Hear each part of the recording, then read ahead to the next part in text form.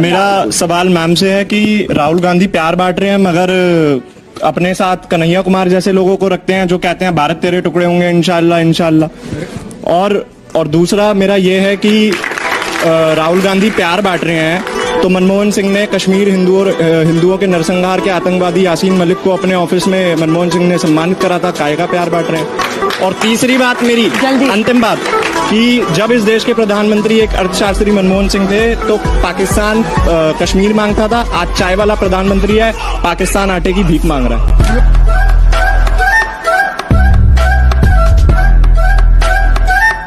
नमस्कार, मैं अखिलेश आनंद हूं।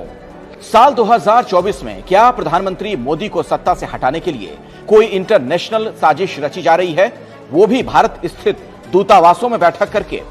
दरअसल ये चौंकाने वाला खुलासा किया है द संडे गार्डियन नाम के अखबार ने।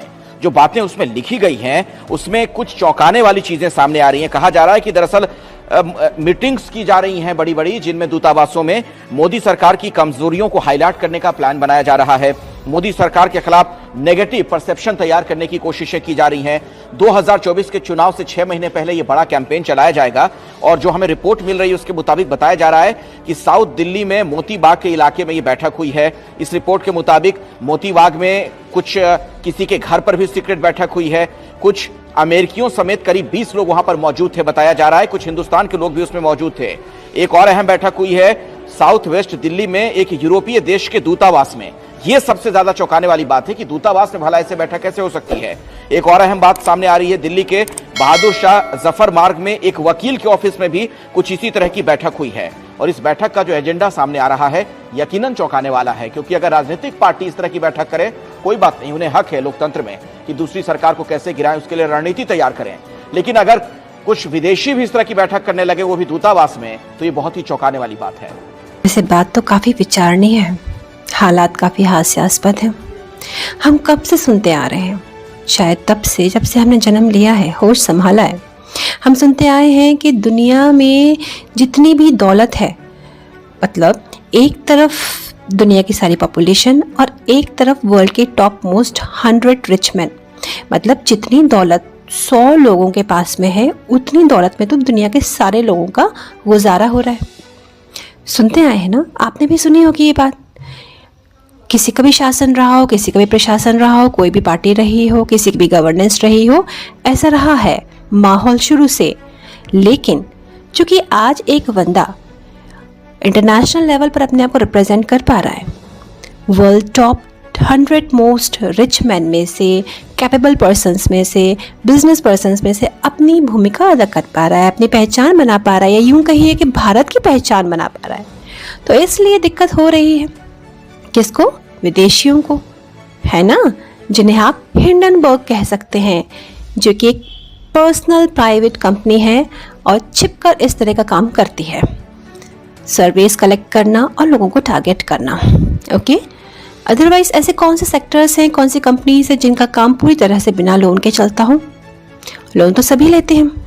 और इस बात को ध्यान में रखते हुए मोदी जी पर टारगेट करना और ये र्यूमर्स फैलाना कि हमारी इकोनॉमी डाउन जा रही है और अदानी अपना पैसा सारा लेके खुद के लिए जमा करके कहीं भागा जाएगा, ये सारी र्यूमर्स क्रिएट करना बहुत ही ज़्यादा गलत और नाजायज़ बात है। आप खुद ही देखिए ये पूरी तरह से एक्सप्लेनेशन कि कैसे हमारा जो कर्ज पहले तकरीबन 86% था बैंक्स पर, वो आज घट करके 32% पर आ गया है। उसके बावजूद भी आप डरे हुए हैं और कुछ इतने चुनिंदा और दिल के अच्छे इंसान हैं जो आपको डरा रहे हैं, तो कृपया करके डरे नहीं, चीज़ों की समीक्षा बेहतर तरीके से करें और उसके बाद में ही कोई अपने मन में धारणा बनाएं। मार्केट में जो LIC का निवेश है, कुल निवेश मार्केट में कुल निवेश LIC का कितना है? 41,66,000 करोड़, 41.66 लाख करोड़ का निवेश किया हुआ है LIC ने मार्केट में। और अडानी ग्रुप में कितना निवेश किया है LIC ने? मात्र 36,474 करोड़, यानी 1% से भी कम, 1% से भी कम पैसा अडानी ग्रुप में लगा हुआ है, जो उसका कुल निवेश है उसका। 1% से भी कम बॉस। और आप LIC कर रहे हो, क्यों? क्योंकि आपको लगता है LIC में आम आदमी पैसा लगाता है, उसके मन में डर बैठ गया, उसके दिमाग में ये सेट कर दिया कि देखो तुम्हारा पैसा जो है वो नरेंद्र मोदी की वजह से जा रहा है। अरे अपनी पॉलिटिक्स में पब्लिक को तो छोड़ दो भाई। अडानी ग्रुप के कर्ज की बहुत बात होती है और इसमें भारतीय बैंकों को लेकर खतरा दिखाया जाता है, लेकिन सच्चाई क्या है यह भी आज आपको बताता हूं। खुद गौतम अडानी का दावा है कि पिछले 9 साल में, ये देखिए, और ये आपको रिपोर्ट भी मिल जाएगी, अडानी ग्रुप का लोन, जरा इसको भी देखिए, बीते 9 साल में जिसमें नरेंद्र मोदी की सरकार रही है, भारतीय बैंकों की हिस्सेदारी, भारतीय बैंक